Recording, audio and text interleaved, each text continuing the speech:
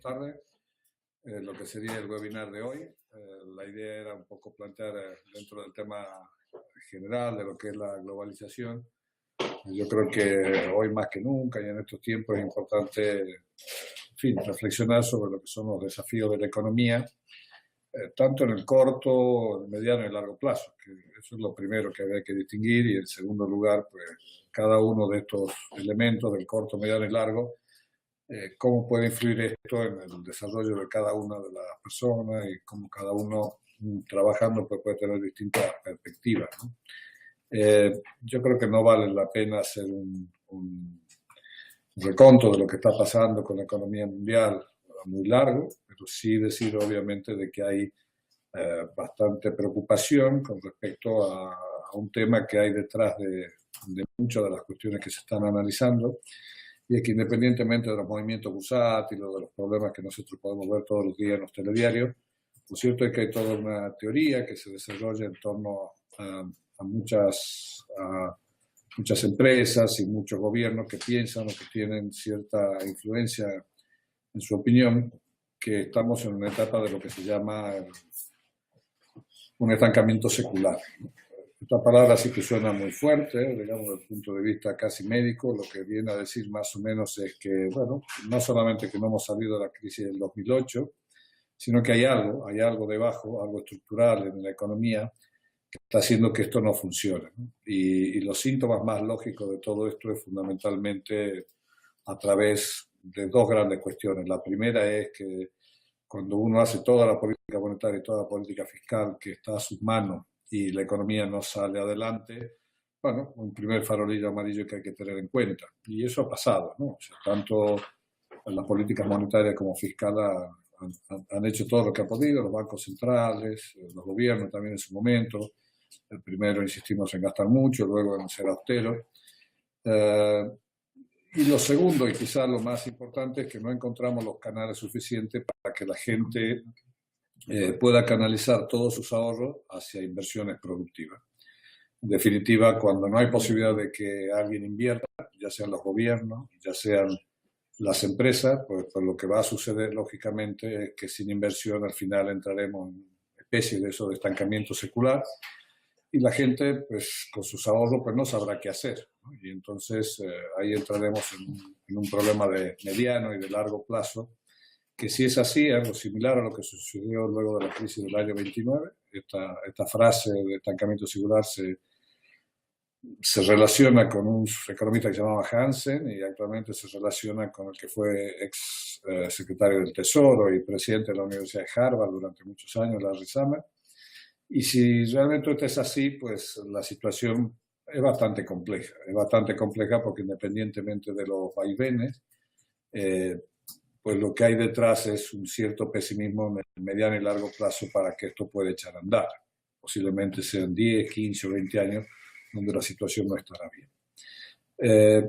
Ante esto, pues lógicamente también la globalización nos ha traído otro fenómeno que quizás es interesante desde el punto de vista del desafío de la economía, y es que el mundo ya no es tampoco el que era. O sea, en términos globales, pues hasta hace 25 años prácticamente los países de la OCDE o Europa, Australia, Japón y Estados Unidos y Canadá pues representaban aproximadamente el 75% del Producto Mundial.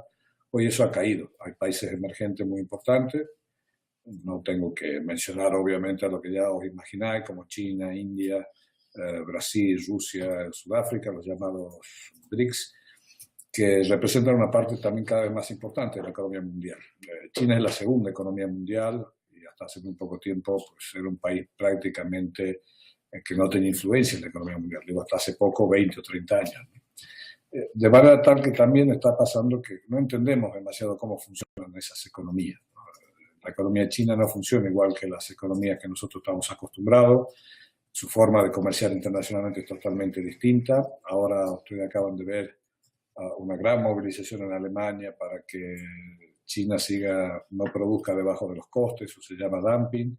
Y sin embargo, bueno, pues China contesta diciendo, hombre, el dumping es la mejor figura del capitalismo, el que produce más barato vende, ¿no? Otros países utilizan los recursos naturales, ¿no? En el caso de Brasil, Rusia utilizan mucho los recursos naturales, y en otros países más desarrollados esto no es posible.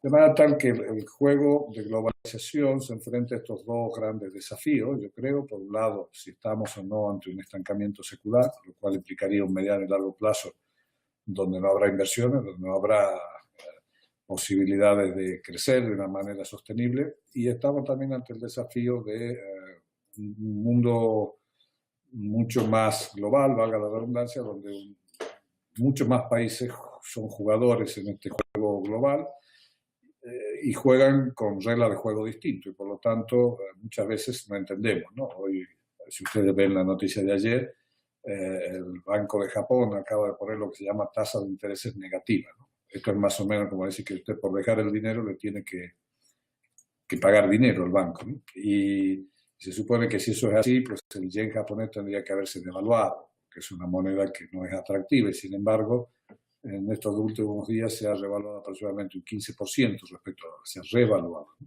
Bueno, ¿por qué no entendemos eso? Hombre, porque posiblemente no es moneda de refugio para un cierto grupo de países, pero sí es moneda de refugio para otro grupo de países. En fin, yo no quiero aburrirlo con muchos datos o cuestiones, pero yo creo que estos son los dos grandes desafíos de la economía en el futuro. ¿Esto cómo se traduce en el día a día? ¿Cómo se traduce en lo que podemos llamar influencia de un desarrollo personal, de un desarrollo profesional? Bueno, se traduce en que lógicamente, por una parte, lo que es el mundo de la educación, de la formación, todo lo que implica lo que podemos llamar el capital humano, va a tener unas dimensiones distintas, va a tener una forma de evaluarse distinta, la rentabilidad de la educación, como le llamamos nosotros, va a ser distinta.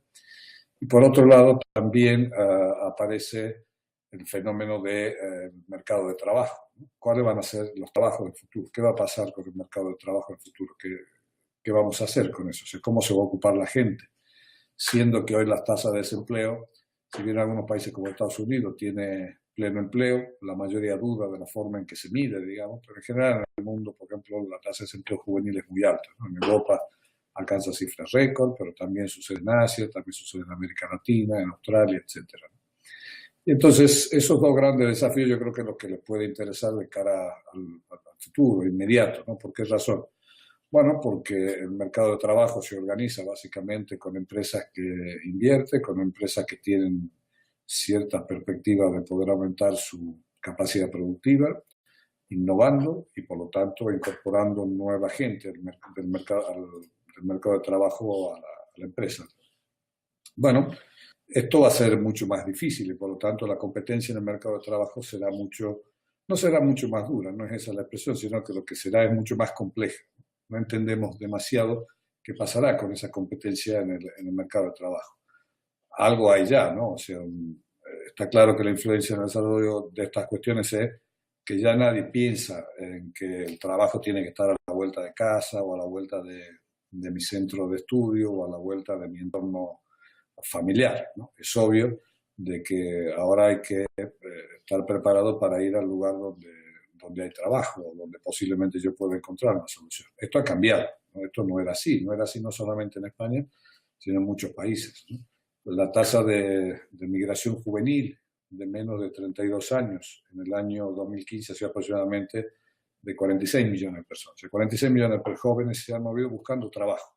No estamos hablando de los desplazados ni de las migraciones, simplemente los que se han movido buscando trabajo. Bueno, son cifras récord comparado con lo que había en años anteriores. Desde el punto de vista estatal, también encontramos un grave problema, porque el Estado en muchos casos era un buen jugador para generar puestos de trabajo, para emprender, para poder hacer algún tipo de actividades. Pero bueno, esto está hoy coartado, ¿no? Todos sabéis de que la capacidad de gasto del Estado está limitada. Se puede plantear, lógicamente, lo que plantea mucha gente últimamente, de más gasto en salud, más gasto en educación, más gasto en bienestar. Pero el problema es que no hay capacidad de financiación de esas cosas, ¿no? No hay capacidad porque nunca en la historia los estados han tenido un nivel de deuda tan elevada como la que tienen ahora, ¿no? Para que tengáis una idea, en el caso de España, que no es de los peores, obviamente, pues debe exactamente lo mismo que todo lo que producimos en España en un año, ¿no? O sea, nuestra deuda es, si juntamos todo lo que producen todos los españoles durante un año, eso es lo que debemos, ¿no? Es como si yo le diría todo lo que ustedes trabajan durante un año es lo que deben. Bueno, son cifras importantes. Hay países que en lugar de una vez la deben 2, 3 veces, ¿no? La deuda es importante. ¿Por qué razón? Hombre, porque el Estado podría ser otro movilizador y este es un desafío significativo hasta qué punto el Estado tiene capacidad para hacerlo. Entonces, lo que queda como solución, para no ser, digamos, esta es la parte más general o pesimista, digamos, lo que uno tiene que tratar de hacer es aprovechar, buscar esto como una oportunidad, ¿no? Ver que obviamente si el mundo se encarrila hacia un estancamiento, pues habrá mucho más desafíos en lo que es la competitividad, la innovación, la tecnología. El mercado de trabajo estará más desarrollado en esos aspectos y por lo tanto las empresas tendrán que generar o movilizar recursos para poder crecer solamente en esos ámbitos. Ya no se puede seguir creciendo sin ser competitivo. Y desde el punto de vista personal, pues la gente pues, tendrá que también acostumbrarse a que esas son las nuevas reglas, lo cual implicarán dos elementos que son muy importantes. Primero, que la seguridad en el puesto de trabajo o los mercados más rígidos, yo creo que tenderán a desaparecer, lamentablemente. Cuando digo lamentablemente, porque cierta rigidez pues, también genera incentivos buenos con respecto a que la gente se siente más segura, invierte, compra casa, etcétera. Pero lo que está claro es que esto no es fácil de resolver en el corto plazo. Es un problema de mediano plazo. Y en segundo lugar, el Estado. Bueno, el Estado tendrá que ir por una situación donde en lugar de utilizar la palabra cantidad, más y más y más, lo que tendrá que usar es más la palabra calidad, ¿no? Y entonces tendremos que generar, pues no más educación, sino más calidad en la educación, más calidad en la salud, más calidad en el bienestar, porque eso también nos hace competitivos. Claro, desde el punto de vista, como decía, laboral, esto genera algunos retos. En otro orden de cuestiones, si se ha dicho esto, en otro orden de cuestiones, lo que uno puede tener en mente a la hora también de hablar de estas concepciones, que sin duda la economía está planteada desde un punto de vista que en términos coloquiales se le llama neoliberal. Yo creo que hay bastante confusión con respecto al término porque la verdad es que uno le echa la culpa a los neoliberales de muchas cosas que ellos no dicen. Pero bueno, en todo caso yo creo que todos entendemos cuando hablamos de neoliberalismo de qué es lo que estamos hablando, ¿no? De una economía pues, posiblemente menos preocupada por el bienestar de la gente, menos preocupada por algunos indicadores más o menos importantes. En este sentido, pues, sin duda alguna, el paradigma económico está cambiando. Hay muchos reclamos desde el punto de vista de la teoría o de los paradigmas que intentan mostrar alguna idea de que, por ejemplo, la equidad en la distribución de la riqueza tiene que volverse a poner sobre la mesa. Han sido muchos años donde el concepto de equidad ha quedado fuera. Pero curiosamente, esto solamente se plantea porque los países desarrollados tienen el problema de la equidad, porque la inequidad en los países menos desarrollados, pues si miramos un poco la realidad, verán que no aumentó demasiado. Si usted va a África, de los últimos 50 años la tasa de desigualdad es más o menos la misma, pero no es lo mismo en países como Estados Unidos, en países como Europa, ¿no? Entonces la equidad está de nuevo en la agenda y por lo tanto, desde el punto de vista personal, también tenemos que ver qué entendemos por equidad. Equidad es un concepto muy, muy subjetivo, ¿no? Cada uno puede tener una idea de equidad o de igualdad totalmente personal y bueno, será difícil que yo les convenza de otra cosa que un amigo les convenza de otra cosa, porque justamente es un juicio de valor el concepto de equidad, ¿no?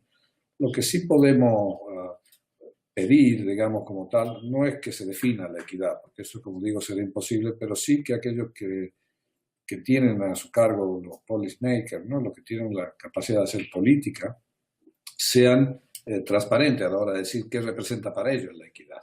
Entonces, por lo menos uno sabe a qué juego se está planteando, ¿no? Fíjense el típico caso, es decir, bueno, vamos a subir los impuestos a los más ricos. Dicho así, pues estaría todo el mundo de acuerdo. Y a continuación le pregunta, bueno, ¿para usted quién es más rico? Y posiblemente la respuesta sea aquella persona que gana €1 más que yo. Entonces, si esa es la respuesta, pues estamos fastidiados, no es tan fácil poderlo resolver. Pero la equidad es un tema que está presente, hay mucha concepción de una economía más bien liberal que neoliberal que ha dejado de lado los conceptos de equidad, sobre todo en la época de bonanza o de aumento de la cuestión. Y la segunda cuestión en esta segunda fase, digamos, de lo que yo había planteado, pues fundamentalmente junto con el concepto de equidad es ganar lo que se llama mayores niveles de eficiencia, ¿no? Mayores niveles de productividad dentro de la sociedad. Este ya es un debate menos conocido, nos gusta menos, ¿no? Si yo le preguntara cuánto es el nivel de productividad de la economía española, posiblemente ninguno de vosotros supiese contestar de manera importante, ¿no? Pero que cuando nosotros, desde el punto de vista personal o de desarrollo, queremos planificar nuestra vida, pues nuestra vida también será distinta, ¿no? Entendiéndola en un mundo que posiblemente, si la equidad está más presente, tendrá un desarrollo, que si la equidad está menos presente, y el concepto de progreso y de análisis pues será distinto. Les hablaba del tema de la eficiencia, que era la segunda idea, y decía que sobre eso hay menos conocimiento, ¿no? Si yo les preguntara cuánto es el nivel de productividad de cualquier economía, pues posiblemente no tengáis ni idea. Entre otras cosas porque eso no sale en los periódicos. Ustedes saben cuánto es la inflación, cuánto es el déficit, saben, en fin, cuánto es la tasa de crecimiento, la tasa de desempleo, pero la productividad no sale, ¿no? Y posiblemente es el único indicador que vale la pena, ¿no? Y en ese sentido yo creo que, si bien a nivel macro, bueno, no se le da demasiada importancia, a nivel personal y a nivel micro, es el tema central, ¿no? Uno debe entender que la única forma de progresar en un marco donde la equidad pueda ser mejor, estoy de acuerdo, pero en todo caso es ser más productivo. Y el ser más productivo pues implica una problemática muy general. Esto era básicamente los desafíos que plantea hoy la economía. Podemos seguir hablando mucho más, pero sí me gustaría escucharos un poco a vosotros, si tenéis alguna pregunta inicial que podamos discutir, digamos, en estos 10-15 minutos, y yo os comentaré alguna otra parte de la charla a continuación. Sí, hombre, el desempleo juvenil, lo que está pasando es que, digamos, todo lo que hemos dicho del desafío de la economía, esto del estancamiento, del futuro, del mediano, largo plazo, pues básicamente se traduce en que son los jóvenes los primeros que quedan, digamos, un poco relegados del mercado de trabajo. Esto es bastante razonable por la sencilla razón de que la ecuación en la cual la sociedad vive normalmente en los países desarrollados es que uno tiene que trabajar muchos años para poder mantener un nivel de jubilaciones más o menos importante. Si uno planteara, como se dice hoy, la forma de resolver el tema de los jóvenes es que la gente se jubile antes, pues seguramente tampoco habría incentivo, porque a los pocos tiempos los jóvenes se darían cuenta que por cada joven deberían, digamos, financiar la jubilación de un jubilado. Por lo tanto, eso tampoco es un incentivo razonable. Y entonces, cuando uno plantea el tema del desempleo juvenil, pues hay varias salidas. Una, obviamente, es la formación, pero con esto también hay que tener cuidado, ¿no? Vosotros estáis justo en un programa de formación, pero estáis haciendo práctica, cosa que a mí me parece bien. Yo creo que esa es la idea, ¿no? Ir haciendo tanteo a ver cómo va la relación, el mundo real con lo que es el mundo académico, el mundo de la formación. No siempre la formación está adecuada a ese mundo real. Entonces, propuestas como la que estáis haciendo, pues por lo menos darán algún tipo de interrogante distinto, y quizás al terminar todo esto, pues te dice, oiga, ahora me gustaría hacer tal o cual cosa. Pero también cuidado con esto de formarse, porque el mayor problema no es solamente que el desempleo juvenil sea importante, sino también que en cierta parte del desempleo juvenil, no en toda, pero en cierta parte hay una sobrecualificación muy significativa. Y eso es un despilfarro de recursos. Lamentablemente la sociedad ha pagado todos estos recursos de una forma directa o indirecta, y eso también hay que tener mucho cuidado, ¿no? Pero yo creo que el tema del desempleo juvenil nos tenemos que acostumbrar, lógicamente, a que los niveles de empleo a tasas del 10, del 8% de desempleo en el entorno juvenil no creo que sean factibles en el corto plazo. Y por lo tanto lo importante es que cada uno marque algún desarrollo personal en ese corto plazo hasta encontrar los puestos de trabajo, ¿no? Porque posiblemente no es como era antaño, donde uno rápidamente se incorporaba al mercado de trabajo. Esto es independiente del problema concreto que pueda haber en España o en alguna región, etc. Esto es con respecto a los grandes desafíos que tiene la economía. Si a esto le suman problemas políticos, si a esto se le suma problemas de inestabilidad, o a esto se le suma alguna desgracia natural en algún país, pues seguramente todavía será peor. Pero bueno, a ver, la productividad es una definición muy sencilla, ¿no? La productividad es hacer algo más con los mismos recursos que uno tiene, o utilizar más recursos produciendo muchísimo más. O sea, lo que se trata es que los recursos sean mejor utilizados. Y lo que hay detrás de eso es una sola palabra, que es I más D más I, o sea, lo que se entiende normalmente por investigación, desarrollo e innovación, ¿no? Posiblemente la innovación sea la mejor, porque la innovación es lo que se produce posiblemente en el más corto plazo. Una innovación se puede hacer de un día para el otro. La investigación, el desarrollo siempre suele ir más, ¿no? Y la productividad es eso, la productividad es crecer pero haciendo las cosas bien. Es como si uno hablara de cuál es la productividad en educación. Bueno, pues la rentabilidad es más alta cuando uno invierte la menor cantidad de recursos y obtiene la mejor cantidad de resultados, la mejor calidad de los resultados. Claro, esto no siempre es así, ¿no? En el caso de la economía española, ahora ha crecido al 3,2%, pero el índice de productividad es negativo. O sea que crecemos, pero no se crece con calidad. No solo en España. Estados Unidos también está estancada en su productividad en la última década. Y este es el gran desafío. Hombre, ser productivo es una tarea distinta a crecer. Digamos. Uno, si se pone a cavar zanjas y a tapar zanjas, pues puede crecer, porque tendríamos más renta, etcétera. Es la típica teoría keynesiana. Pero sin duda alguna esto no es lo que plantea un crecimiento de calidad, ¿no? Solamente un dato para que tengan una idea.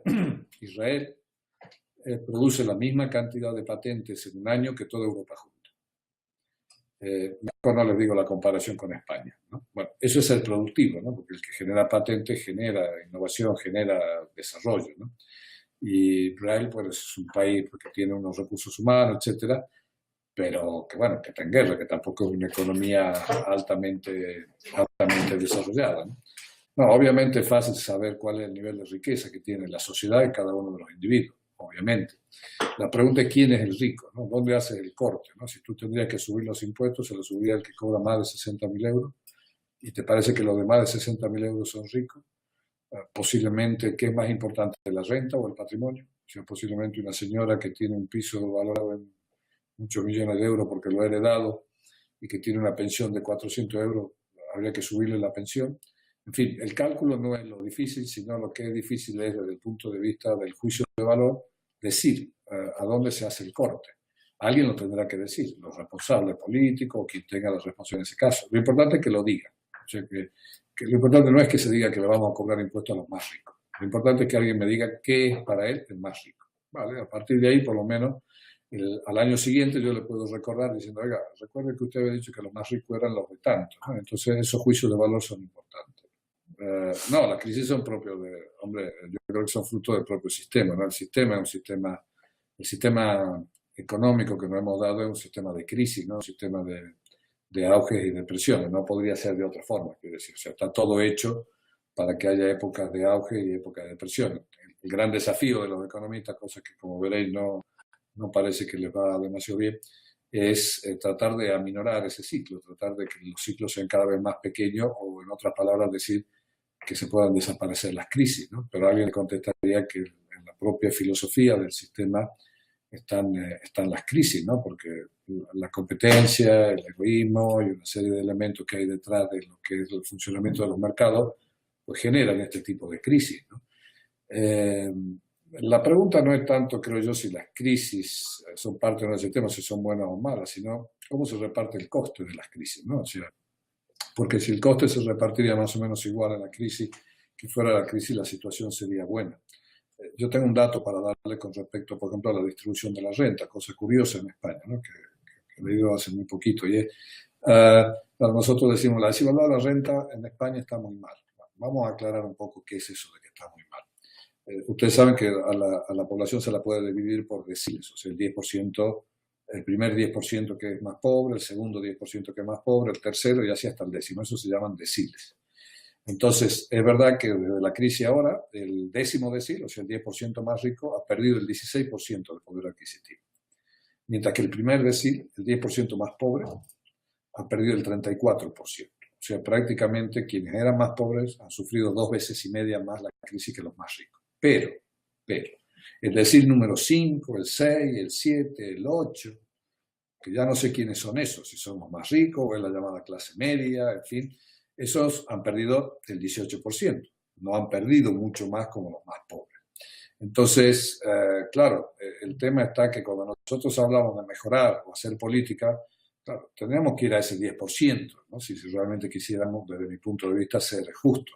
Pero cuando las políticas ya son generales, cuando uno dice voy a sacar el IVA y me voy a meter con algo que no es políticamente correcto para el cine, bueno, es que al cine no va el 10% de la gente más pobre. Al cine va el quinto decil, el sexto, el séptimo y el octavo. Y posiblemente en el primer decil le gustaría decir, oiga, sáqueme el IVA de algún producto que yo consumo mucho.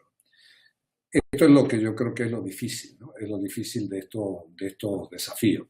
Y posiblemente cuando vosotros tengáis vuestro trabajo y personalmente, esto es lo que hay que plantear, ¿no? Como muchas veces, claro que los salarios son bajos, posiblemente, claro que hay mucha desigualdad, pero también hay que mirar, digamos, por otro lado, qué es lo que está pasando con la productividad, qué es lo que está pasando con las empresas, quién crea los puestos de trabajo, ¿no? O sea, hay como España, pues es verdad que es bastante difícil porque hay 3,5 millones de funcionarios, hay unos 3 millones de autónomos, hay unos 3 millones perdón, hay unos 3 millones de personas que están trabajando, hay unos 4 millones que están en paro y así está la fuerza laboral en este país. ¿Qué hacemos? ¿Qué hacemos? ¿Cómo se crean los puestos de trabajo?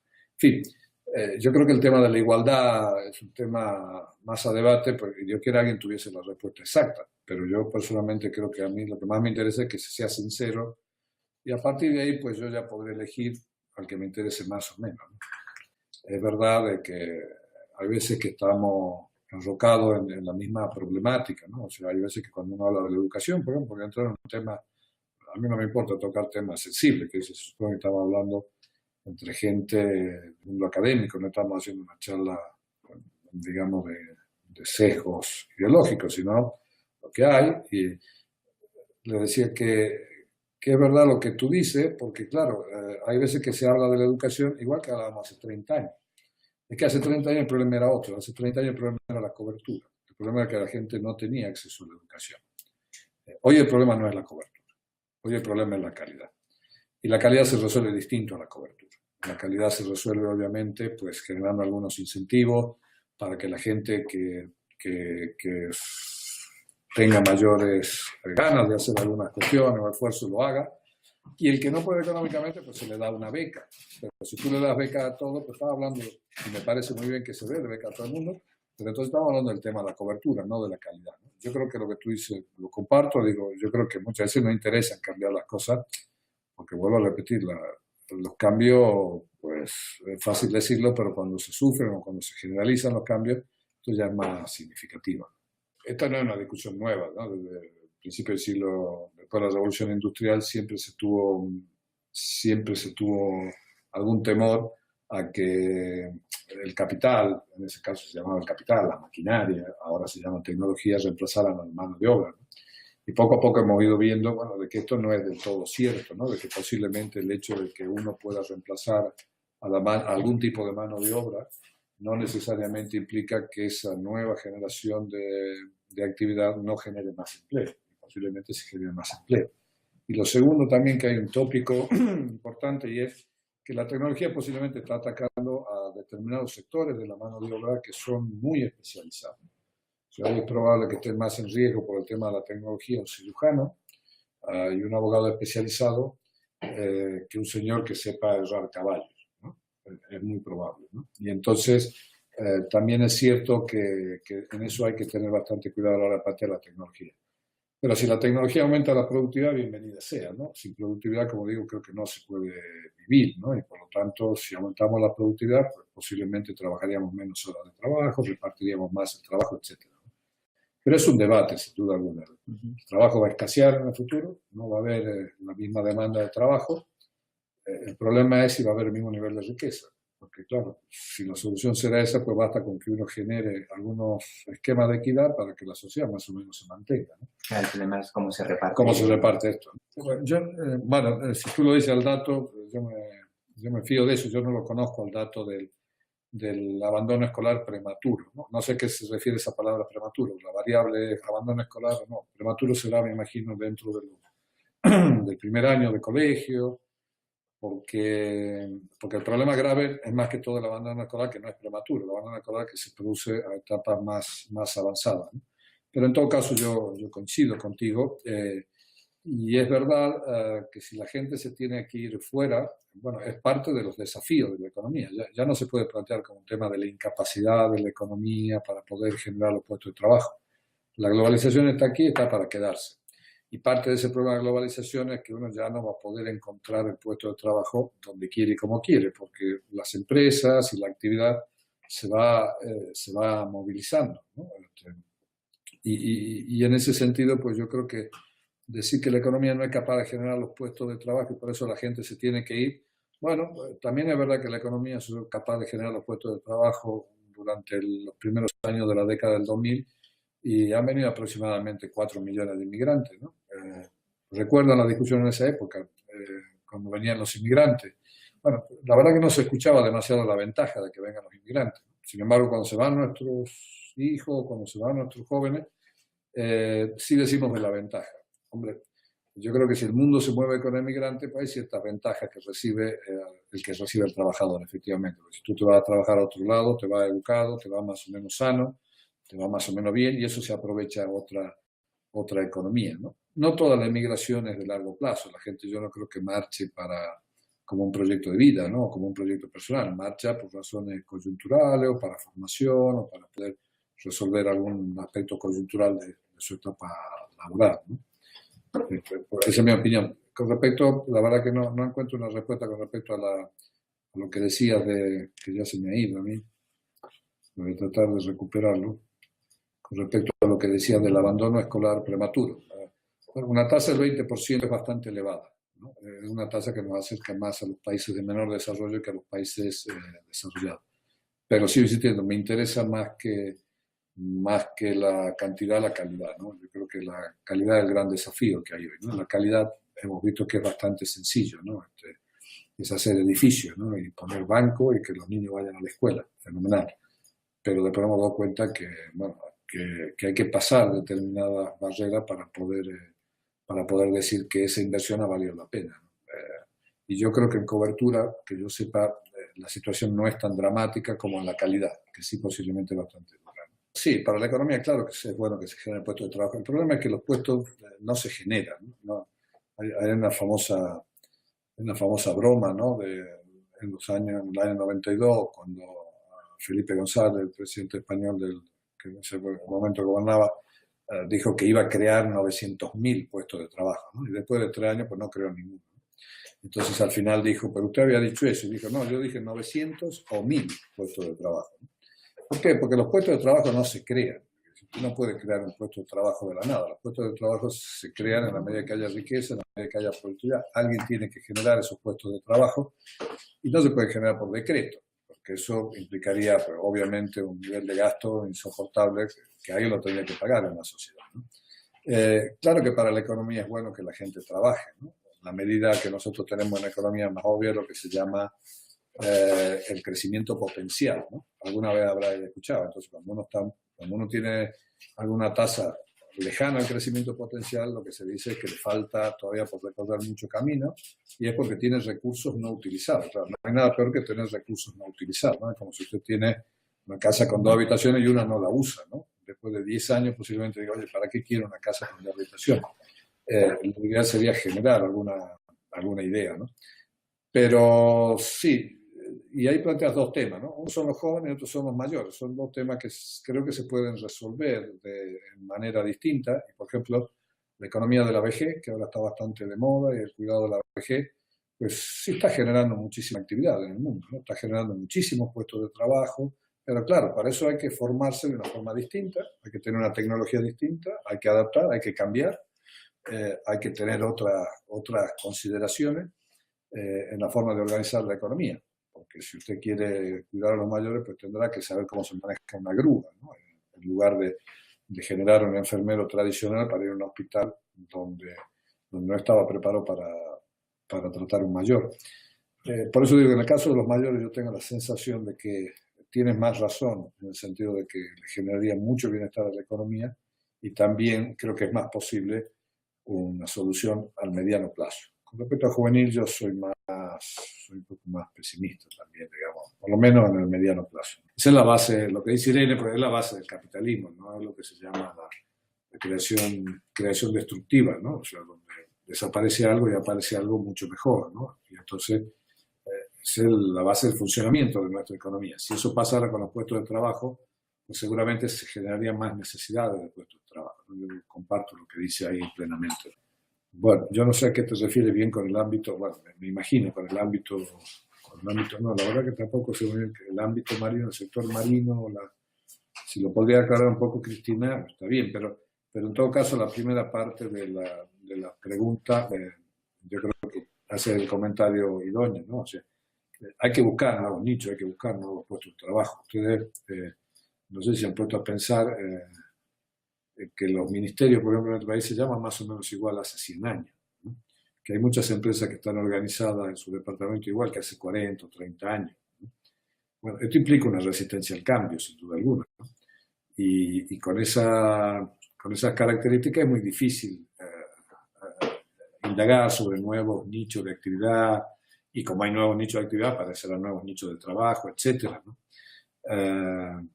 Con lo cual, pues yo creo que efectivamente, no solamente en el campo marino que tú mencionas, sino en muchos otros ámbitos, los nuevos nichos están allí, y casi siempre los vemos, pero casi por televisión, ¿no? Con eso, tal país ha creado un nicho importante del desarrollo de tal o cual cuestión, ¿no?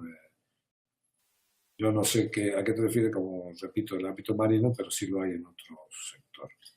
Sí, a ver, Cristina aquí lo dice, ¿no? Del tema marino, que dice, sí, claro. Ah, fenomenal. Sí, hombre, yo creo que en ese mundo, ¿no? No solamente del mundo marino, sino el mundo de la biodiversidad, el mundo ambiental en sí, ¿no? El mundo de las energías, todo esto está generando una cantidad de nichos que son inexplorados y que están apareciendo, ¿no? Sí.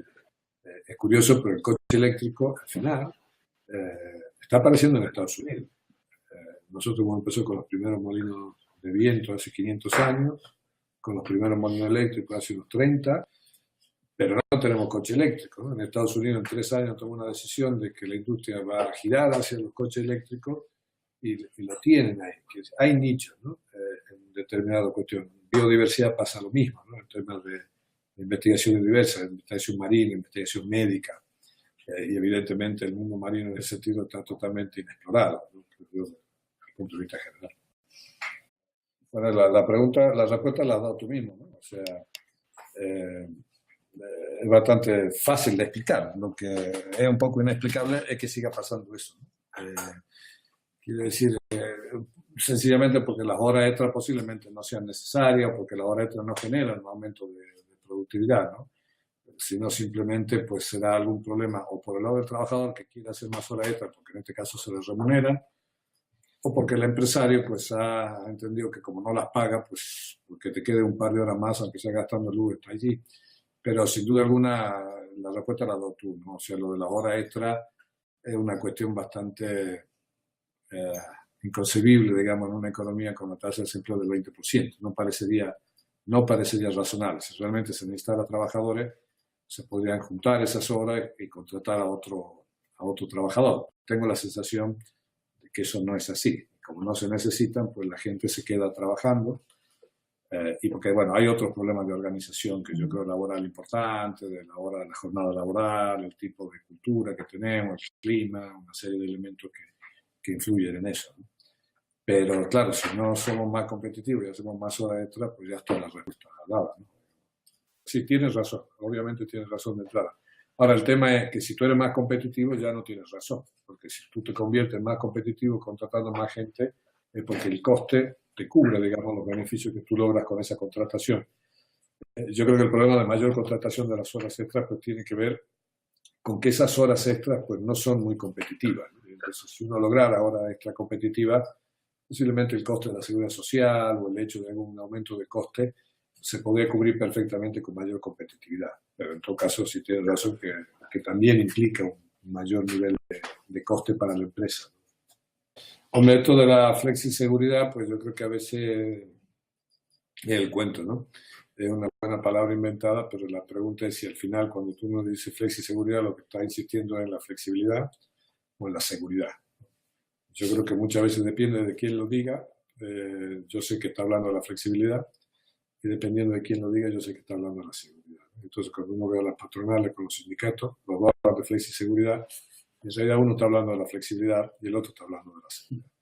Yo creo que son temas distintos, ¿no? Por eso creo que unir esas palabras posiblemente ha sido un error, está bien como jerga, pero ha sido un error, porque lo que hay que explicar muy bien es qué parte de la flexibilidad queremos adoptar, en el sentido de que la flexibilidad tiene cuestiones muy, muy positivas, tiene cuestiones que tienen que ver con una vida moderna, ¿no? Con el hecho de igualdad de género, por ejemplo, ¿no? Que la mujer tenga más capacidad para poder criar a sus hijos. Eso sí tiene que ver mucho con la flexibilidad. Tiene que ver con el hecho de que una persona pues, pueda trasladarse de un sitio a otro, porque las empresas son globales y por lo tanto ya no puede decir, oiga, yo no me puedo desplazar 15 kilómetros de mi puesto de trabajo. Eso también tiene que ver con la flexibilidad.